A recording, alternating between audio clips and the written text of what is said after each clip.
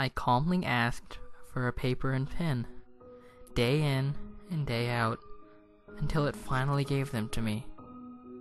Not that it matters. What am I going to do? Poke my eyes out?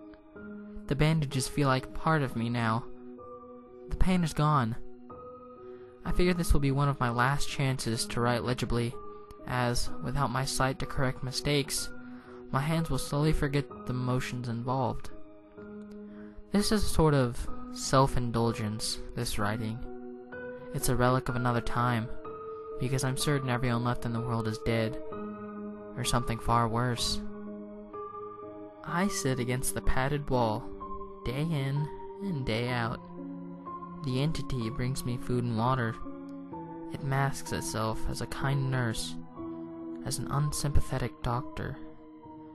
I think it knows that my hearing is sharpened considerably now that I live in the darkness. It fakes conversations in the hallways, on the off chance that I might overhear. One of the nurses talks about having a baby soon. One of the doctors lost his wife in a car accident. None of it matters. None of it is real. None of it gets to me. Not like she does. That's the worst part. The part I almost can't handle.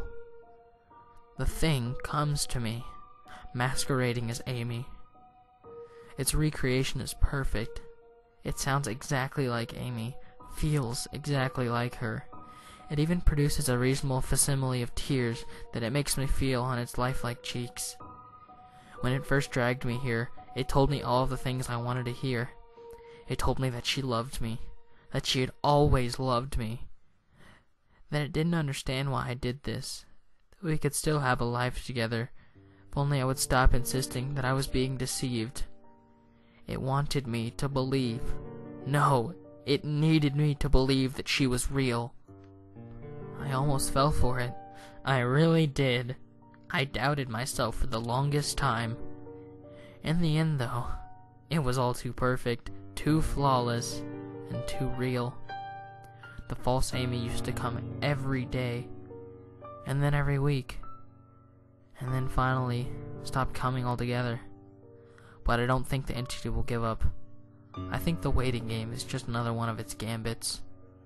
I will resist for the rest of my life, if I have to. I don't know what happened to the rest of the world, but I do know that this thing needs me to fall for its deceptions.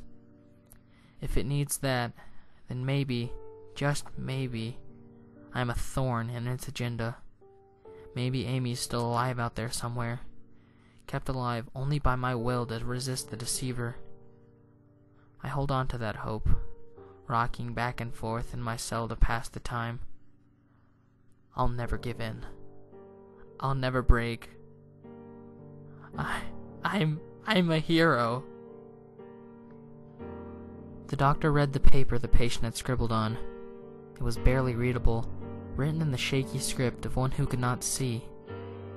He wanted to smile at the man's steadfast resolve, a reminder of the human will to survive, but he knew that the patient was completely delusional. After all, a sane man would have fallen for the deception long ago. The doctor wanted to smile. He wanted to whisper words of encouragement to the delusional man. He wanted to scream, but the nerve filaments wrapped around his head and into his eyes made him do otherwise. His body walked into the cell like a puppet and told the patient once more that he was wrong and that there was nobody trying to deceive him.